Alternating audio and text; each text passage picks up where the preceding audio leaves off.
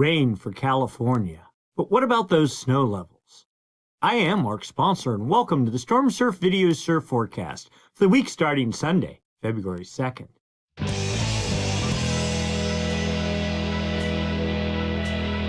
Stormsurf, waves, weather, buoys, altimetry, snow, temperatures, El Nino, weather analysis, essential data for outdoor people, all the time, no hype. If you like the video, give us a thumbs up. If you haven't subscribed, please subscribe. Click the Stormsurf icon down in the lower right-hand corner of the screen. Be sure to ring the bell. You get automatic notifications when the videos are posted. If you have a comment or question, please write it up down below. And if you'd like to make a contribution to support the cause, you may hit the super thanks button down below, the heart with the $sign in it. With that, I'd like to thank the folks that donated last week, and there's actually a good long list of contributors. Kim in California, Pierre Morton, Tim Caston, Our Predicament, Peter Carpenter, Rav4HRV, love that handle, Colin Burke, Tucker Wooding, yes, of renown for his drone footage out at Mavericks and over at Jaws, E. Slate, and our big contributor for the week, Slade Fester.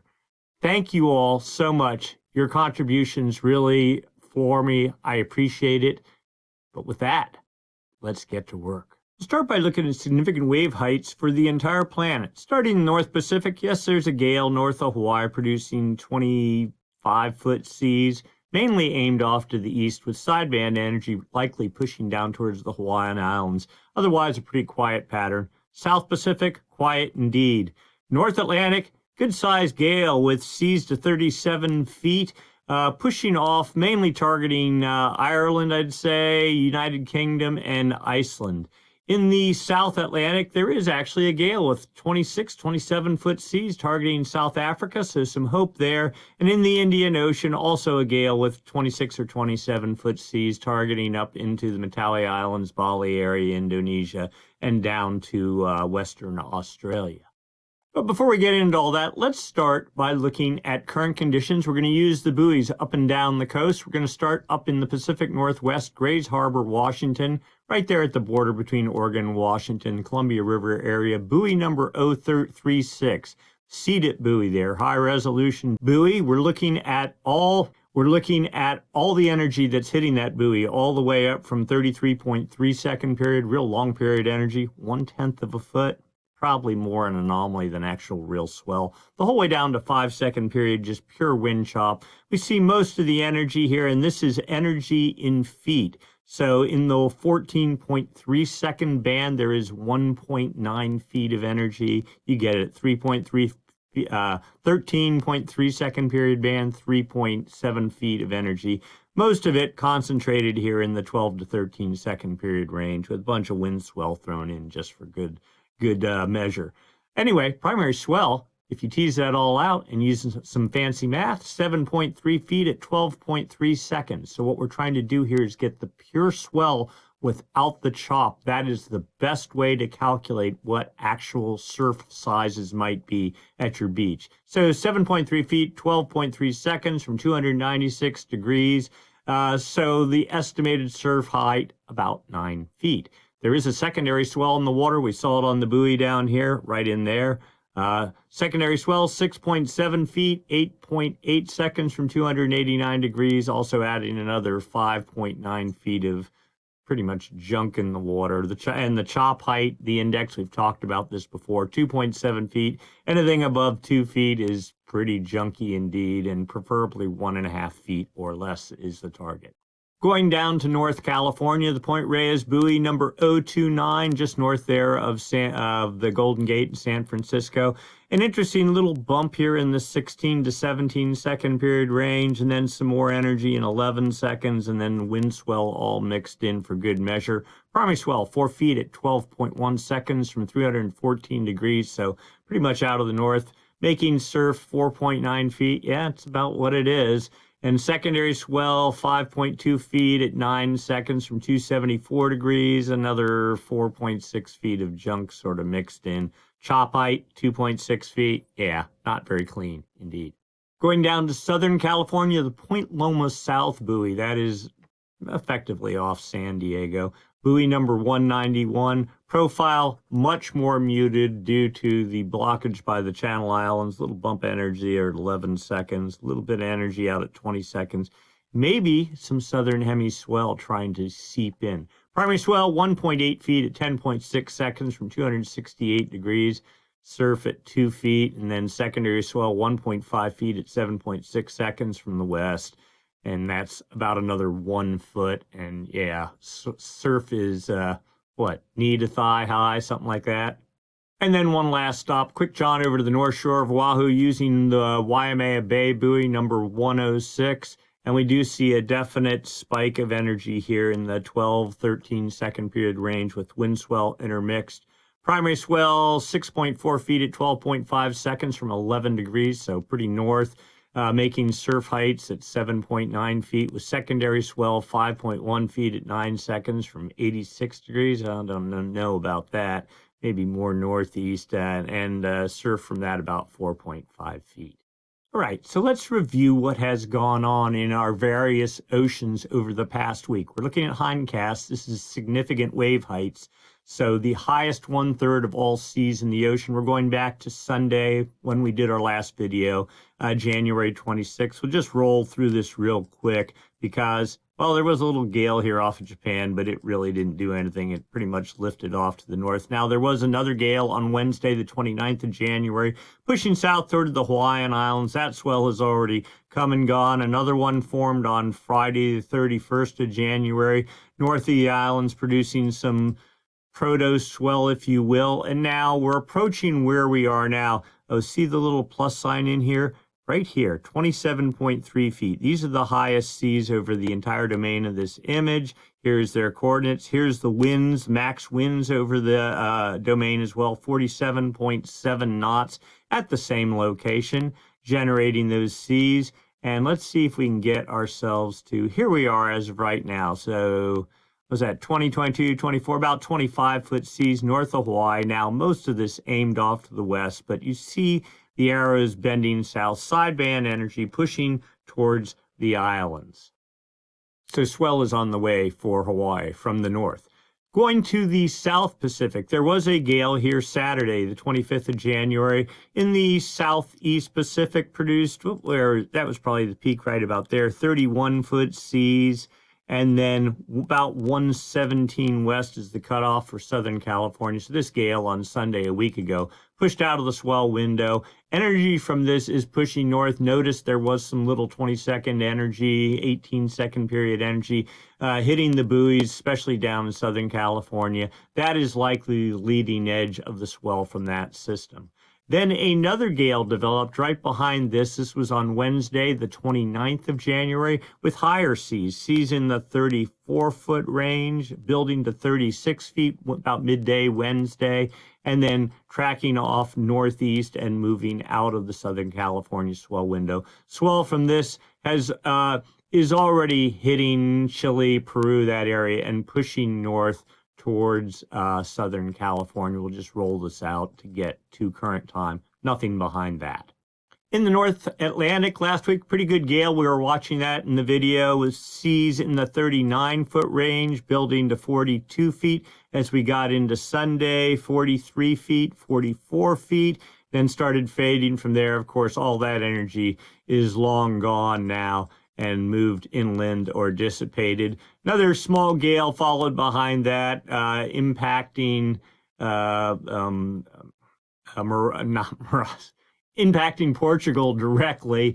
That system is gone. It was a pretty jumbled, raw swell indeed. And then this continued pattern, it's the Jetstream pushing off the northeast U.S. coast, lifting off to the north, producing seas in the 30, 35-foot range there, lifting north. This was on Saturday, February 2nd, pushing up into Iceland. And as of today, some more activities, seas in the 37-foot range. So, and swell inbound for all the usual targets from, we'll say, mainly Portugal northward.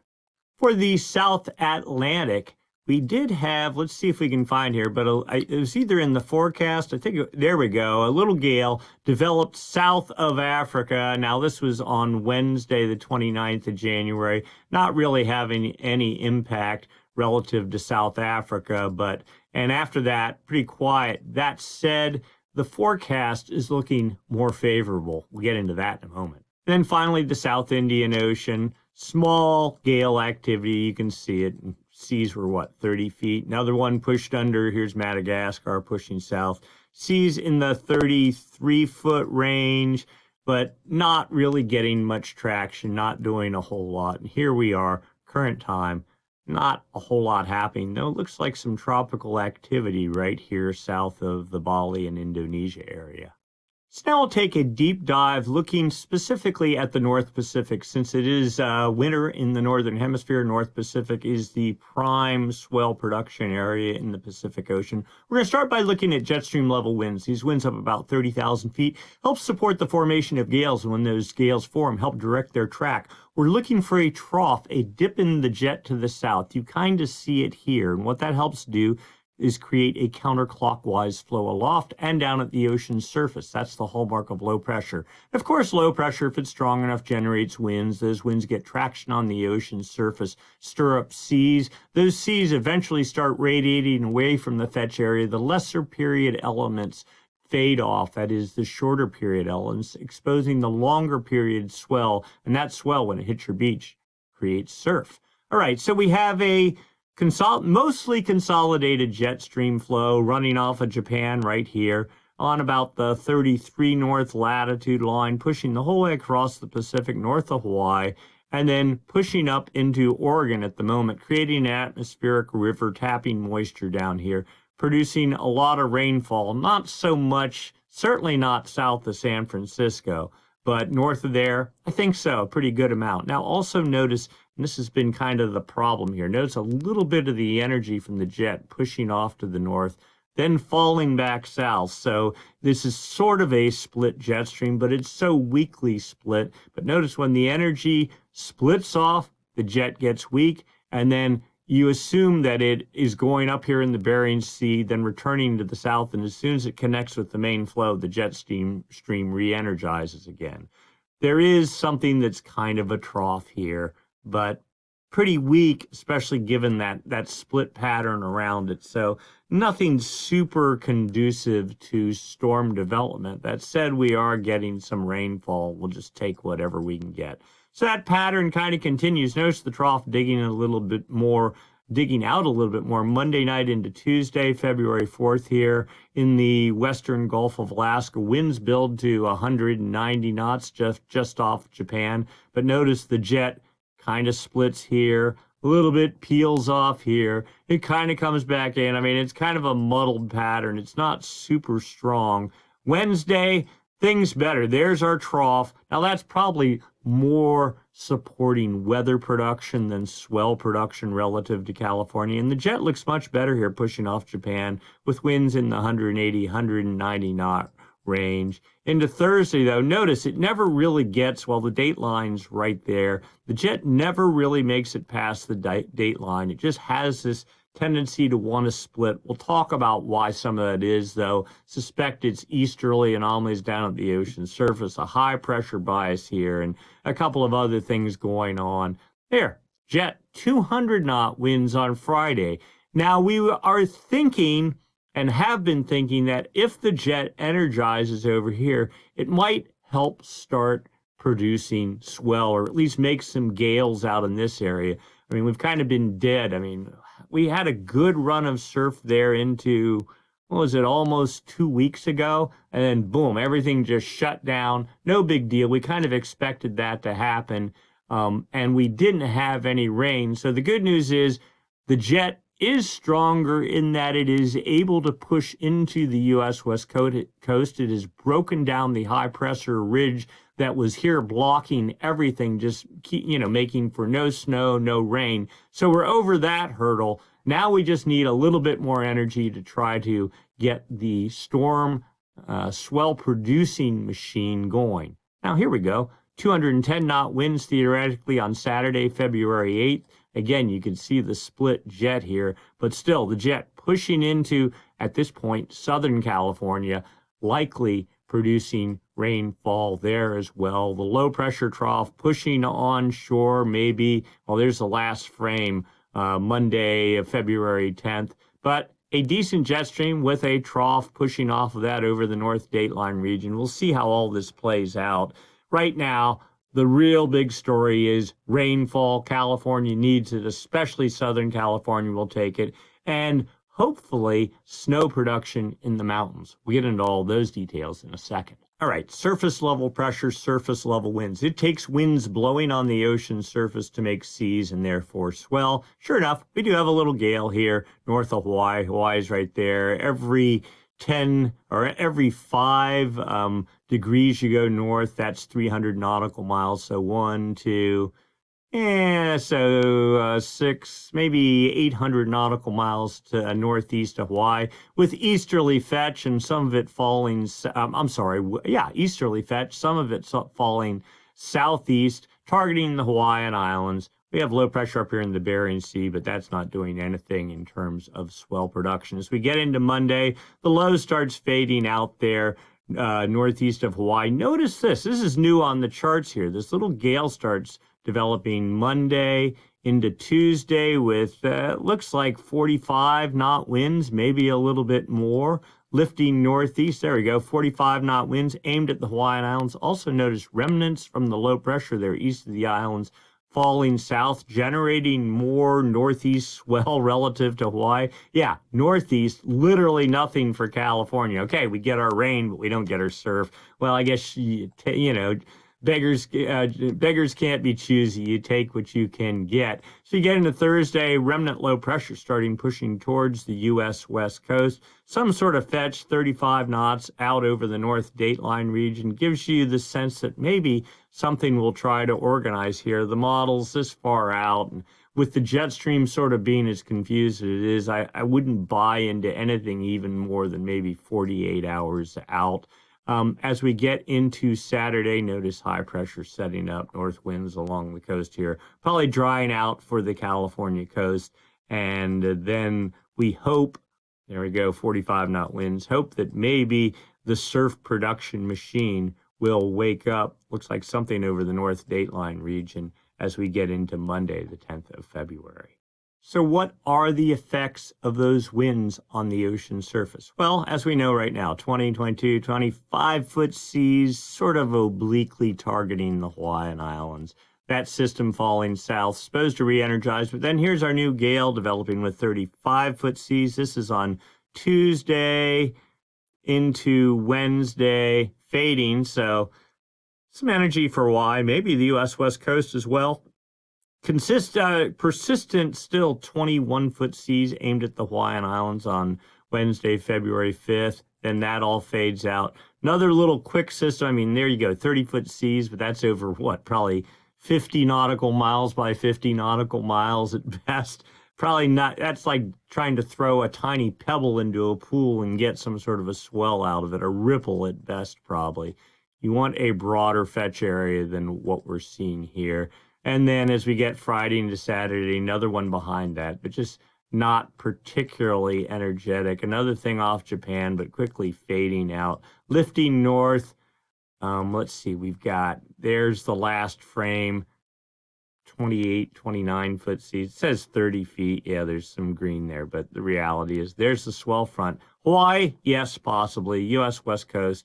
It would be very inconsistent given the 1,000 miles away that it is, and very slow. Let's go take a look at the South Pacific. We'll run this through because you can guess there isn't a whole lot happening. Yes, there is a gale. Look at that. There's actually some seas. What are those? 36 feet, all aimed due south at Antarctica. Oh, yeah. Someone also mentioned this in the comments. Notice the ice here, all but gone.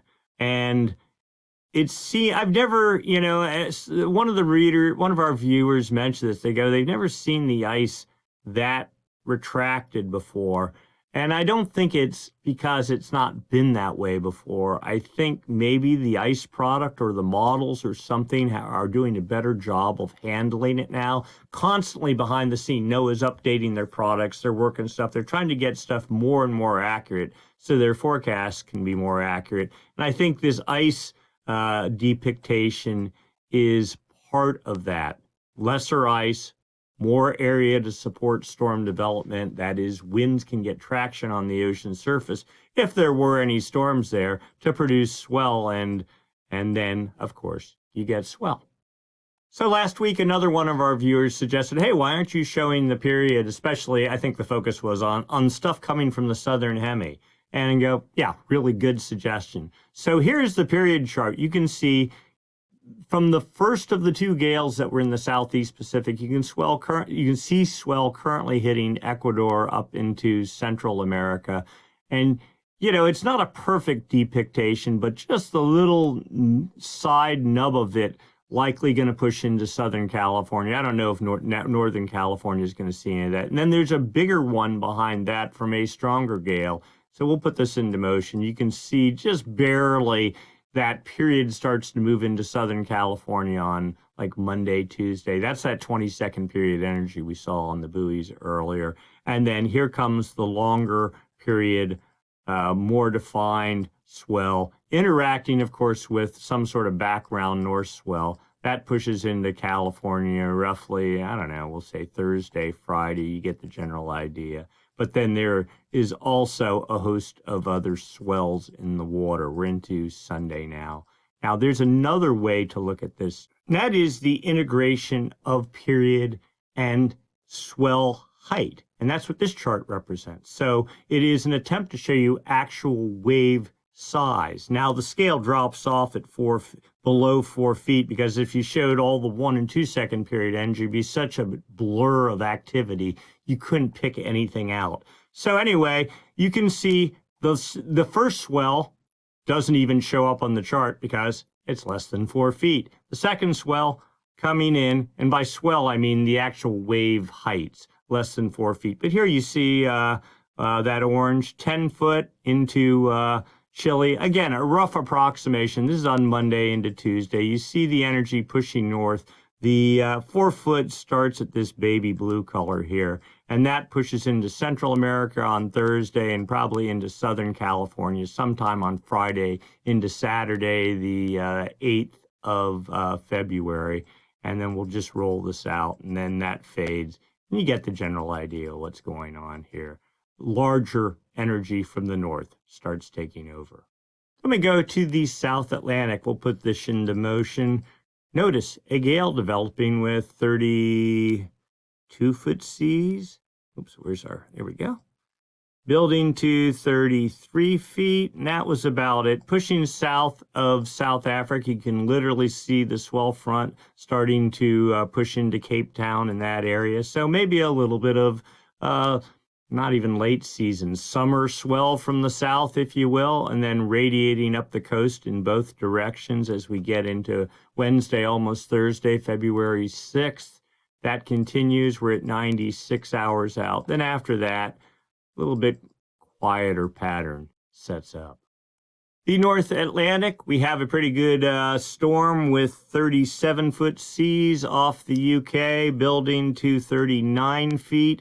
Holding in around the 38-foot range, and then up to 43 feet on Monday, February 3rd, and pushing north from there. Swell for all the usual targets down into, probably even down into Morocco. And then Tuesday, another little systems pushes south of Iceland with seas in the, we'll go back one frame here, 34-foot range. Get the idea. And then another one, 43-foot seas, sideband energy, again pushing off to the east. The machine is pretty well established, but nothing particularly over the top. Just, you know, kind of the normal thing as best I know for the UK.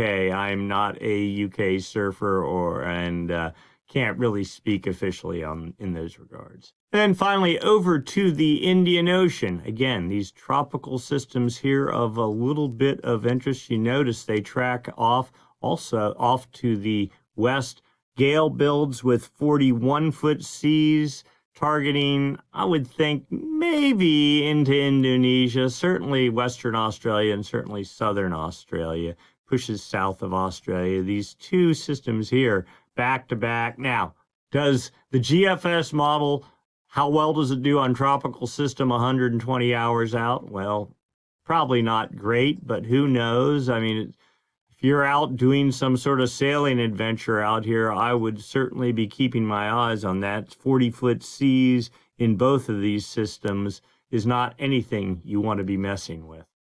All right, local wind forecast. California here, so Southern California is down here with high pressure, weak high pressure, 1020 millibar high.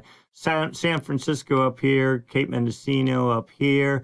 Hawaii, where is it buried? It's down here oh, there it is, sorry, right down here. All right, so and high pressure here, low pressure here. You got this north wind pattern pushing over the Hawaiian Islands. Not great, kind of junky conditions. California, some sort of south wind event, except up in Cape Mendocino northeast. As we get into Monday, here comes the south winds, low pressure pushing off. Maybe the front starts pushing south. Almost trades. I'll call them northeast winds for the Hawaiian Islands on Monday. Tuesday, February 4th, back to north winds, 10 knots for the Hawaiian Islands. Southwest winds from Point Conception northward. Low pressure off the coast moving in.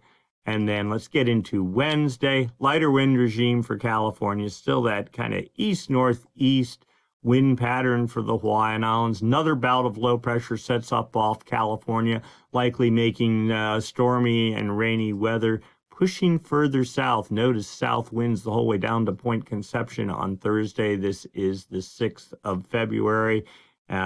As we get into Friday, light wind regime for California, light trades for the Hawaiian Islands. Saturday, high pressure, 1038 millibar builds, boom, clearing high pressure, northwest winds the whole way down to Point Conception. Trade set up for the Hawaiian Islands and pretty strong, 15 knots, but 20 plus knots off to the east. Sunday, there is your classic bulletproof high pressure east wind swell generating pattern setting up for the Hawaiian Islands, and sort of like a springtime north wind pattern for California. We'll see, we'll go right out there. Not too bad, but certainly not what you want to see in the height of winter. Next up, precipitation for California specifically, Southern California, Point Conception, Monterey Bay, San Francisco under the tag there. There's the border for between Oregon and North California. You see all the rain isolated north of the Golden Gate, snow in the, I don't know whether this is the Cascades of the Northern Sierra, Mount Lassen area. This, as we get into Monday, now notice the front organizes, starts falling south. By Monday night, boom, you have, this is heavy snow theoretically in the Tahoe region. We're going to talk about snow levels in a minute. And falling south with rain pushing over central California, snow over the high, we'll call it the higher elevations of all the Sierra, and pretty heavy with another pulse Tuesday night into Wednesday, and then rain even down to just eyeballing it, maybe the Los Angeles area, and then fading out on early Thursday, even maybe a little dribble of rain further south into Southern California. Another low pressure off the coast, so we get into Thursday, February 6th. Same pattern repeats. Heavy snow, theoretically, for the Sierra, rain the whole way down to Point Conception. Better shot of it reaching down into almost San Diego, we'll say, and this is by Friday morning, February 7th. And then some lingering leftover showers on Friday, and then things clear out. Here's your high pressure, it takes over, and after that, dryness sets up. Then here's a zoom in on precip and snow. The snow, anything that is, you see it amounts light gray going into the whites and the reds and the purples, all that sort of thing. So you see snow, this is as of 5 p.m. on Sunday, even rain for Tahoe. As we put this into motion, as we get into Monday, you see everything lifting north, and then boom, about 5 p.m. on Monday, right north of Tahoe, there it comes, and you can see, what is that? I think that is inches of rain pushing south. Yeah, it's 2.5 inches, 1.5. But it's actual snow. The whites or anything above it is snow. So you see snow for the Sierra. We're into Tuesday, into Wednesday. Things start clearing out. And then, and actually, let's go back and look at the rainfall for Southern California here. You see, nope, it didn't make it. Yeah, showers, I'll say, Wednesday morning down into the LA area. Then we get into Thursday. Here comes the next system, just basically drenching everywhere from Point Conception northward. Now they're showing rain here on Thursday afternoon into the mountains, above the LA basin in that area, and then pushing south to San Diego. You can sort of see this for yourself. You also get to visualize the snow for all other locations. I mean, the main focus, the fire hose aimed at California, whether it's north or south. Now, this goes out, I think, 240 hours, 10 days. Things dry out after that.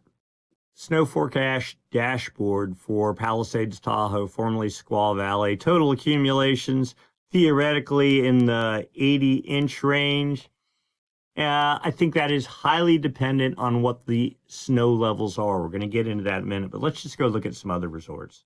Here's Kirkwood with about 62 inches. Notice the further south you go, the less precipitation, or the less snowfall accumulation, because it's all coming to south. I say that. Here's Mammoth with a 70-inch accumulation forecast.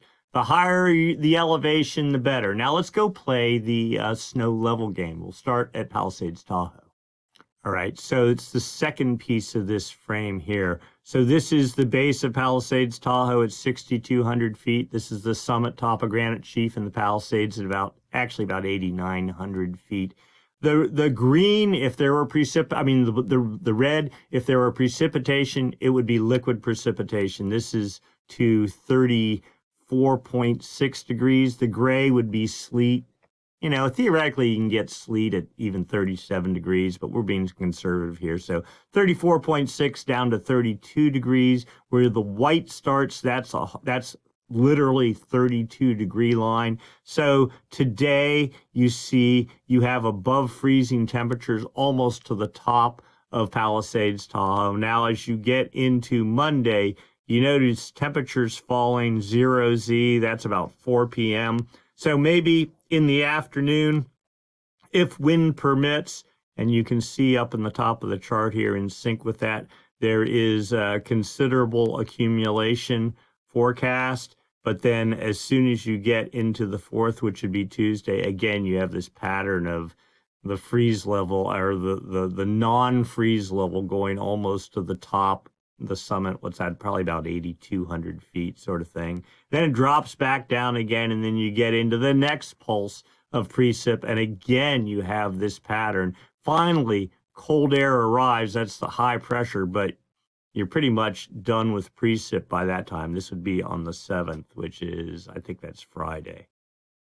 We'll play the same game in Kirkwood. Now, Kirkwood is a bit higher. It's base elevation like 7,800 feet. The summit up at 9,900 feet, I think, off the top of my head. Now, you still see this potential here for non-frozen precipitation into the morning of Monday, and then another little opportunity for it on Tuesday, but not nearly so bad. It's all a function of elevation.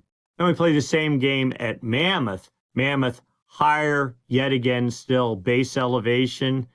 Says 8,000 feet here. I mean, I think there is a piece of Mammoth, but the main part of it's really up at about 9,000 feet. So once you get through Monday, virtually all precipitation after that, and you can see the sync up here with all the precipitation, is going to be frozen precipitation, snow on the mountain. Now, there are no trees there, and if there's wind, it's going to be a whiteout, but, at least there's, believe it or not, squaw, probably pretty wet, probably pretty miserable, and this goes for a lot of the Tahoe resorts, whereas down south, well, at least you'll have an opportunity for snow accumulation in the southern Sierra, and I'm thinking about backpacking, that sort of thing, more snow accumulation just because the mountains are higher down on the south end of the Sierra.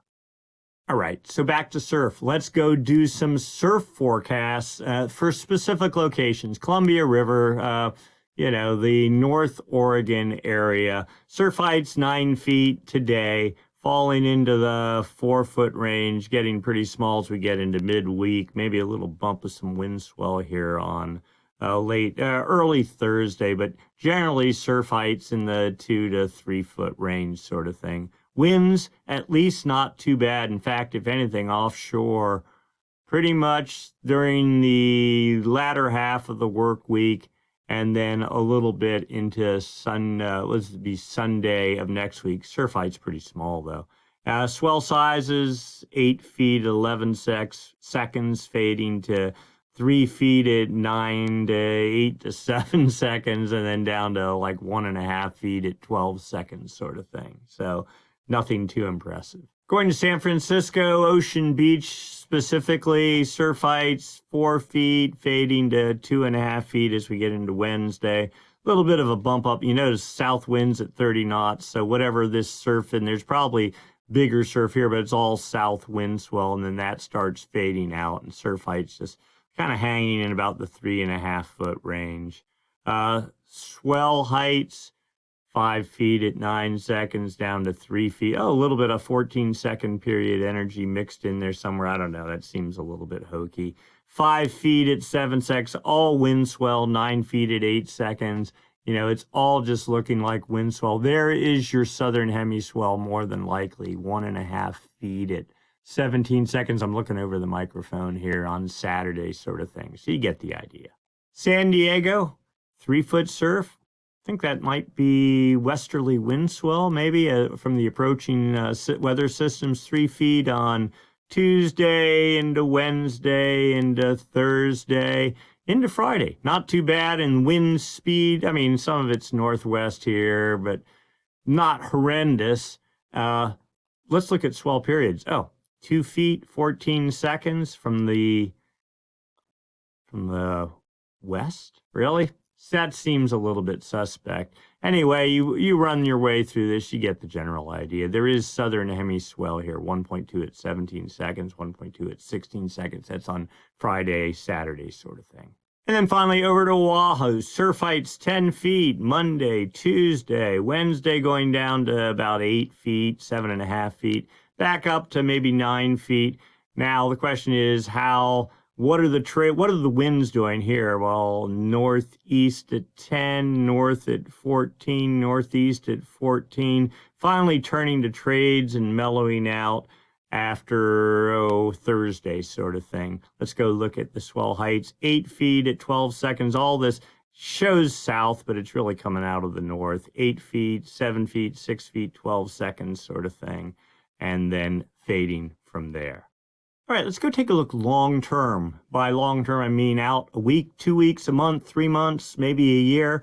And we're going to look at the two major weather oscillations that affect the potential for generating swell and for precipitation into California, namely the MJO, the Madden-Julian Oscillation, and of course, ENSO, the El Nino Southern Oscillation. We'll start by discussing the MJO, the Madden-Julian Oscillation. There are two phases to this oscillation, the active phase and the inactive phase. The active phase is our friend. Inactive phase is not our friend. The active phase is effectively a low-pressure system. Actually, we'll start it this way. The MJO, the active phase, is on one side of the planet, inactive phase on the other. They rotate around the planet from west to east on the equator. It is when the active phase starts moving into the Pacific, because it's like a low-pressure system, it takes warm, moist air down at the ocean's surface, start lifting it aloft. That's what low pressure does. It's upward rising air. Takes that warm, moist air, sucks it way up into the atmosphere. That gets caught by the jet stream, energizes the jet stream. A stronger jet stream then digs out troughs. Those troughs turns into storms, and that makes surf, and you know the drill there. Inactive phase does the exact opposite. It's a high-pressure system. It's downward falling air. It cuts off the flow of that warm, moist air into the jet stream. The jet stream gets weaker, it splits, and it doesn't support storm development. The other thing the active and inactive phase do is the active phase dampens trade winds. Trade winds are generated by high pressure, sort of pervasive standard high pressure that hangs over the equatorial Pacific. When the active phase of the MJO moves into the West Pacific, and it takes the active phase about 4 to 6 weeks to make it from the West Pacific to the East Pacific. What it does is it dampens trade winds on its journey across the Pacific.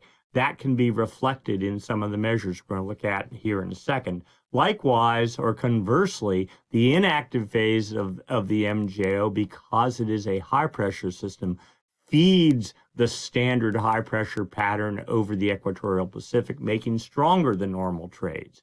All right, so this is data from the TAO buoy array, series of buoys strung from the East Pacific across the equator to the West Pacific, used for monitoring El Nino, but there are wind sensors on those buoys. This is not just like at winds, like what you're used to in your local buoys. It's 5-day average winds. But when you look at this, you can get a sense of whether trades are blowing stronger or weaker than normal. We'll just look at the 5-day averages.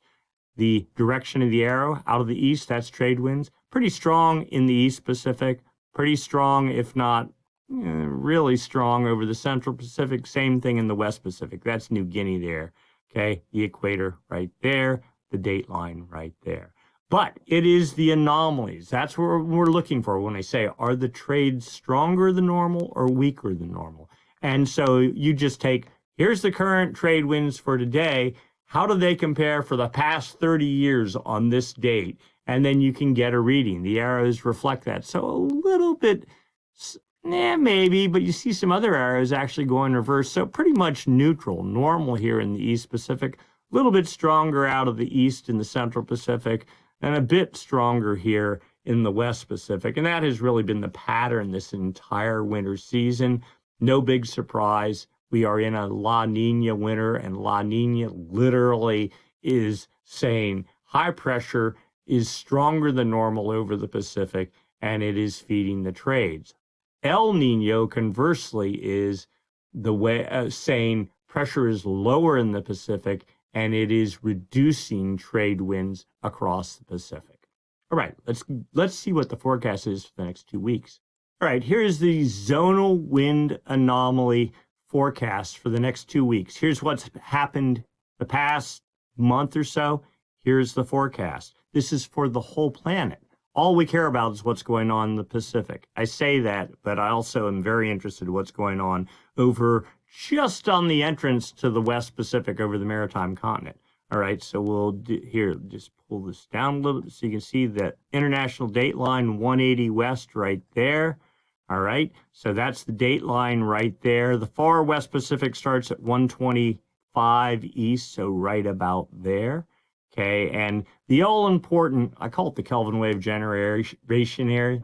Kelvin wave generation area. That is the West Pacific to about just east of the date line, to 170 west right there. So the important box is right here. The purples are easterly anomalies, stronger than normal trades. The reds, westerly anomalies. The reds are associated with normally with the active phase of the MJO. The blues and purples, the easterly anomalies, the inactive phase of the MJO. And you go, well, wait. It's all locked in place. Nothing's changing. Well, that's true because we're in La Nina or El Nino, and those sort of like lock in what's forecast. And then the MJO can kind of amplify it or de-amplify it depending. And if you notice here, so here's the line where westerly anomalies are. And notice they start encroaching further into the West Pacific, suggesting perhaps the active phase of the MJO, well, it even started maybe a week ago. And notice we have rain in California all of a sudden now. This is feeding the jet stream. Active phase continues in some fashion here, maybe into later in mid-February, then maybe fades out. We'll examine that in a little bit now. And then you have this pervasive easterly thing. High pressure bias here, the La Nina signal. So we're looking for changes in the pervasive pattern to see where the active or inactive phase of the MJO is. And notice here, well, this is all probably inactive phase. Prior to that, back somewhere in December when we got all the initial dump of rain and snow, that was all active phase related. Notice easterly anomalies, even here when it was fading or next to nothing, westerly anomalies strong over the maritime continent. They are forecast building and pushing into the West Pacific. So this is our sweet spot right here for swell production and rainfall relative to California. Let's go look a little further out. Outgoing long wave radiation, OLR, you see it right there. This is fancy words for are there more clouds than normal. If you have the active phase of the MJO, it's taking warm, moist air and lifting it aloft. That warm, moist air is going to condense when it hits the upper atmosphere, creating more clouds. So this chart, the blues show areas where more cloudiness is. The yellows and the oranges, less clouds. That would be high pressure. That would be downward falling air, cloud-free skies. All right, so South America there, Central America, Hawaii, equator, New Guinea. The equator going the whole way across here. There's New Guinea, Australia. You got that date line right here. And there's 4 panels, each panel 5 days long. So this suggests cloudier skies, probably the active phase of the MJO in the far West Pacific, with the inactive phase making its way probably over to the Atlantic. 5 days from now, active phase in control. This is from a statistic model. Same sort of thing, active phase fading a little bit on days 10 and 15, so that'd be 2 weeks from now. Now let's go look at the dynamic model. Here it is. This is the GEFS. It's the GFS model, the standard model we all use, but it's an ensemble, so multiple different starting scenarios run, 20 or 30 times, each run of the model every 4 hours to try to sort of even out some of the uncertainty that's inherent in the model. Active phase over the maritime continent already seeping into the West Pacific, expected to continue day 5, day 10, and strong, filling the Kelvin wave generation area 2 weeks from now. Let's compare the output of the statistic model 2 weeks out to the dynamic model. The dynamic model looks like the model I want to believe in. It suggests a reasonably strong active phase filling the West Pacific. That'll be great for feeding the Jetstream, building the storm machine, blah, blah, blah. See if that happens. Let's dig deeper. Phase diagrams for the same 2 models, the statistic model, the dynamic model here. What is this? This just shows you where the active phase is and how strong it is. The active phase moves, well, both phases, but this only tracks the active phase. It moves, the MJO moves from the Indian Ocean to the maritime continent, to the West Pacific, to the East Pacific, under the United States, across the Atlantic, over Africa, back to the Indian Ocean. The heavy dot is where the active phase is, so over the maritime continent, that'd be like Bali. The further the dot is away from this circle, the stronger it is. So a very modest active phase, and then here is 1, 2, 3 forecast tracks, all of having it over the West Pacific 2 weeks from now, but weak. The dynamic model, though, says, well, the active phase moving towards the West Pacific, stalling, kind of floundering around, and then also ending up at about the same place, but weak. But for whatever reason, on the other charts, it's depicted as being stronger than the statistic model suggests. Another model, this is a statistic model. This shows areas favorable for precipitation. This is based on moisture in the upper atmosphere. So South America there, Central America, 0 is the equator, the date line roughly there's New Guinea. Green's areas favorable for precipitation. This is a nice chart because it's pretty simple to read. Active phase of the MJO, inactive phase over here in the Atlantic.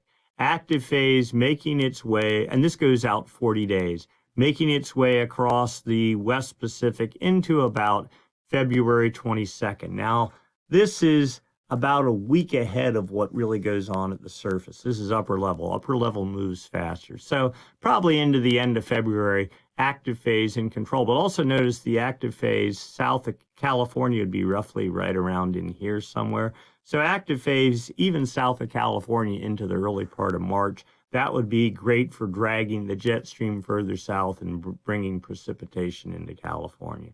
But after that, dry air, the reds, inactive phase sets up over the Pacific. So February, at least so far from what we've seen in these models, really looks like the sweet spot for one feeding the jet stream, producing swell and storm activity, and then also bringing moisture into California. Let's dig a little deeper.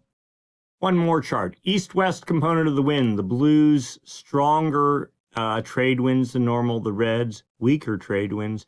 But with the contours now, MJO is depicted in black. A dotted contour means inactive phase. The solid contour, active phase. So notice inactive phases, and oh, this is the whole plan on one chart. Let's see if we can do this. There's the date line right there. West Pacific starts about 125 east, so right about there. This is the sweet spot on this chart. The forecast starts here, so right here, this is past performance. But you can pretty easily see inactive phase of the MJO, easterly anomalies in control. Active phase of the MJO, westerly anomalies. So this was the big push in December. Westerly anomalies pushing to about 150 west, about halfway through the Kelvin wave generation area, and then that fell apart. Here is our inactive phase that took over the entire month of January. Now here is the current active phase and forecast encroaching into the West Pacific, not as long as this December time period.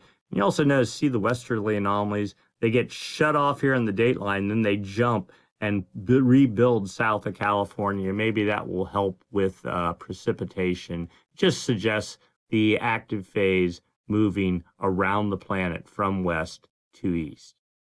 And then finally, one more chart, CFS model. Instead of going out just a week or 2 weeks or a month, this goes out 3 months. The forecast up here, past performance down here. All right, date line right there. West Pacific starts 125 east, so right there. This is December. Here was the westerly anomalies that produced all that, the rainfall in December into California and all the surf. And then here was our active phase, our inactive phase of the MJO, easterly anomalies taking over the whole month of January. But here is building westerly anomalies. Forecast getting, about making it just as far as December here in the next, about a week from now.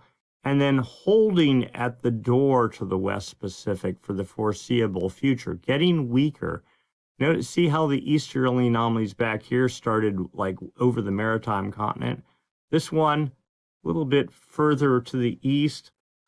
And then what's even more interesting is you get into March 22nd. So what would that be? About 6 weeks from now, easterly anomalies dissipating, westerly anomalies taking over. Now, does that mean there's going to be some big surf event? Probably not, because it's going to be the end of March and you're into April, and all the seasonal winter push is pretty much over. But it maybe suggests the end of La Nina. Let's overlay the MJO first. All right, so here's our current inactive phase of the MJO, dotted contour, pushing across the dateline region today with the active phase building. It's literally already now in the far West Pacific, forecast holding into about the end of February 26th. Now, this model has been flopping back and forth on exactly what's going to happen beyond here. It says weak inactive phase, weak active phase, but either way, this like March 22nd, March 25th date is the model has been consistently for the past week showing easterly anomalies fading then, the MJO getting very weak, but westerly anomalies in control. Let's overlay the low pass filter. We talked a little bit about this earlier. So this is the low pressure, high pressure bias, the El Nino, La Nina indicator, if you will. Solid contour, the low pressure bias, but 90 to 120 east, that is the maritime continent. So not the low pressure bias, not even in the Pacific. In fact, 1, 2, 3 contours of high pressure filling the dateline region, classic La Nina kind of signal, right? Okay, and you see those 3 contours holding till about April 7th, and the 3rd contour fades, 2nd contour fades as you get into May. Also notice the low pressure bias. I don't believe this, pushing deeper into the West Pacific. That pretty much signals the end of La Nina. Again, it's a model 3 months out. I don't believe a model hardly a week out, much less 3 months, but this model actually does a pretty good job. So something to keep your eyes on. All right, so we're going to pick up the pace here a little bit because we're running out of time. Let's examine the subsurface temperature water pattern, subsurface water temperature pattern. West Pacific here, East Pacific here.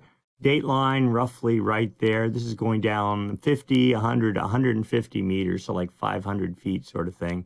Pretty obvious to see. Colder, the blues, colder than normal water in the East Pacific, warmer than normal water. Notice it building in the West Pacific. This was in December into January, suggesting that the path for cold air or cold water to push off the maritime continent is all but gone.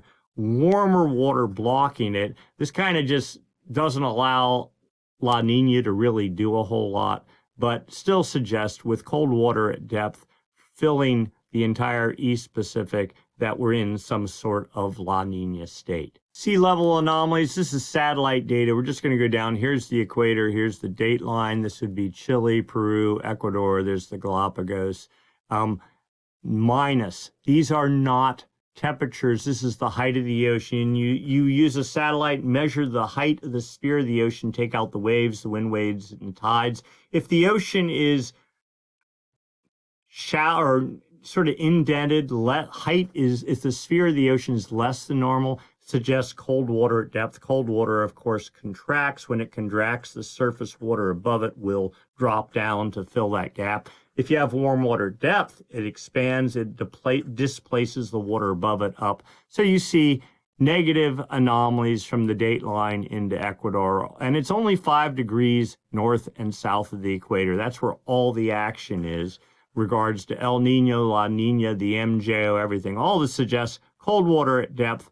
But notice most of it, it's out here, Hawaii's out. Oh, here you go. Here's Hawaii right up here. So it's all south of Hawaii on the equator. Not over really in the by the Galapagos at all. Normal La Nina would be, you'd see negative anomalies all in here and really clustered over here. Instead, focus south of Hawaii. This is what they call a Modoki La Nina. It's a La Nina, but sort of. Fancy words just say it's a really weak La Nina, not well organized and not very cohesive.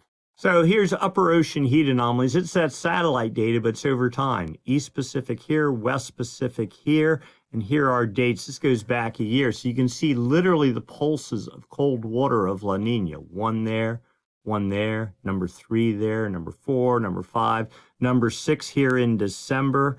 Okay. You also see the buildup of warm water in the West. Eventually, when the trade winds and high pressure relax, when high pressure relaxes, La Nina relaxes over the equatorial Pacific. That allows the trades to not blow as strong, and then this warm water over in the west starts sliding east, and that can either, one, usher in El Nino.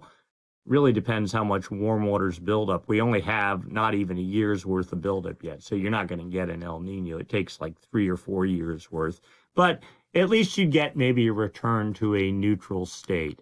Anyway, this is probably the last pulse, I'm guessing, of our cold water upwelling phase of this Modoki La Nina. And then after that, we'll see what happens. Sea surface temperature anomalies. This is temperature difference from normal is over a 30-year average. You can see colder than normal water. This is the equator right here again. South America, Central America, Hawaii, New Guinea there. Again, 5 degrees north and south of the equator. That's it. The function of the trades in that area pretty much dictates the general trend of weather around the planet. Hard to believe, but it's true. Anyway, you see colder than normal temperatures. Here's your Modoki La Nina signal. Colder than normal waters, and of course, everything warmer all around. You know why that's there. We're not going there. But last week, we had seen colder than normal temperatures also here over in Ecuador. That is starting to abate or dissipate. Again, it was only like a 1 or 2 week thing. That was probably the inactive phase of the MJO moving over this area, enhancing trades, created a little bit of upwelling. Now that's likely all going to move into the Atlantic. But here is our pervasive Modoki La Nina signal.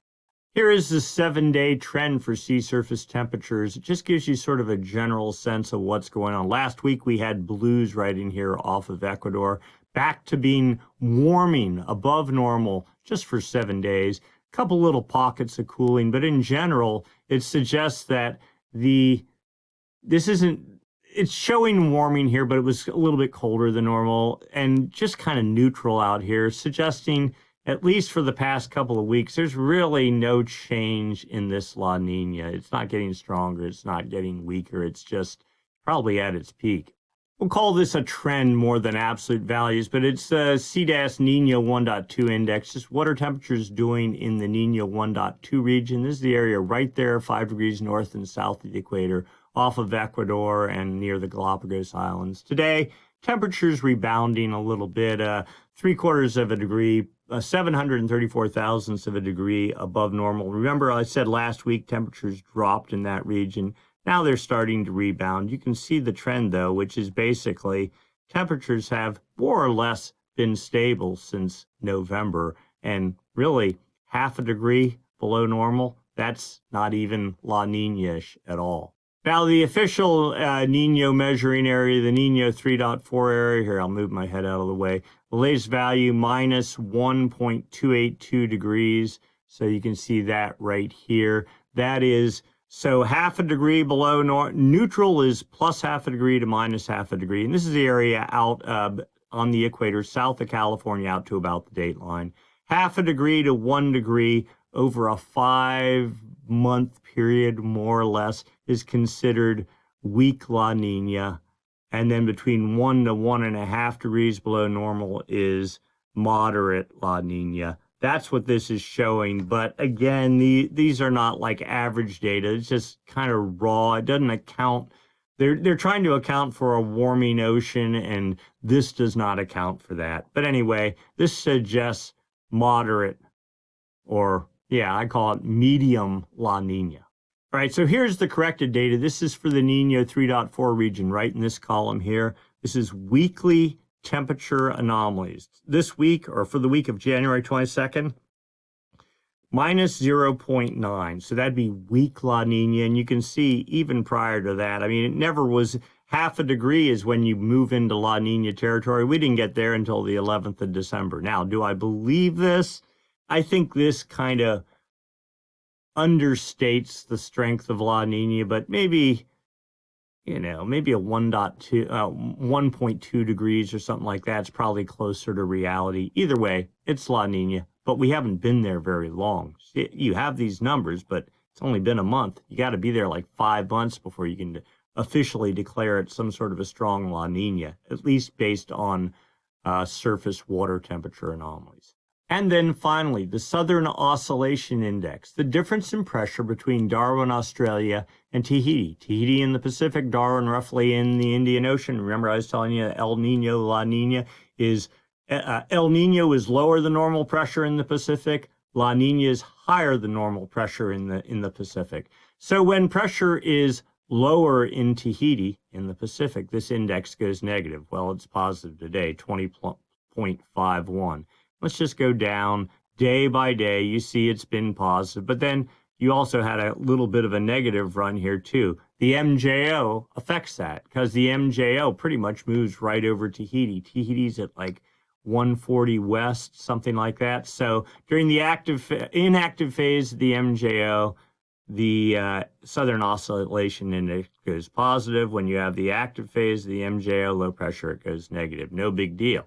All right, so then you can take the 30-day average to sort of try to, wipe out some of the influence of the MJO. Today's value, 4.09. Where were we? Well, back in January. And this sort of lags, I think, because we were in the, we were just coming out of the active phase of the MJO here in December, but we were at 6.6, and where are we today? 4.4. I mean, no big change until this gets up into about the 10 region. It doesn't really mean a whole lot. It's pretty much neutral. And then the 90-day average, 7.17. Okay. And where was it a month ago? 7.0. Just hanging in the positive range, suggesting generalized high pressure over the equatorial Pacific, but not strongly so, not markedly so. And we can see all that graphed out here. The neutral range on this graph here is +7 to -7. We've been neutral since the last big La Nina, and Just those couple little spikes. The upward spikes are the inactive phase of the MJ, the downward spikes are the active phase of the MJ. You can put a trend line through this, and it suggests that the inactive phases have been stronger than the active phases, suggesting this building weak La Nina trend, though we're still on average in neutral territory. All right, so let's put a bow on all this. Where are we? Surf-wise, not a whole lot going on, though the model just in the past day is suggesting maybe some activity out by the date line.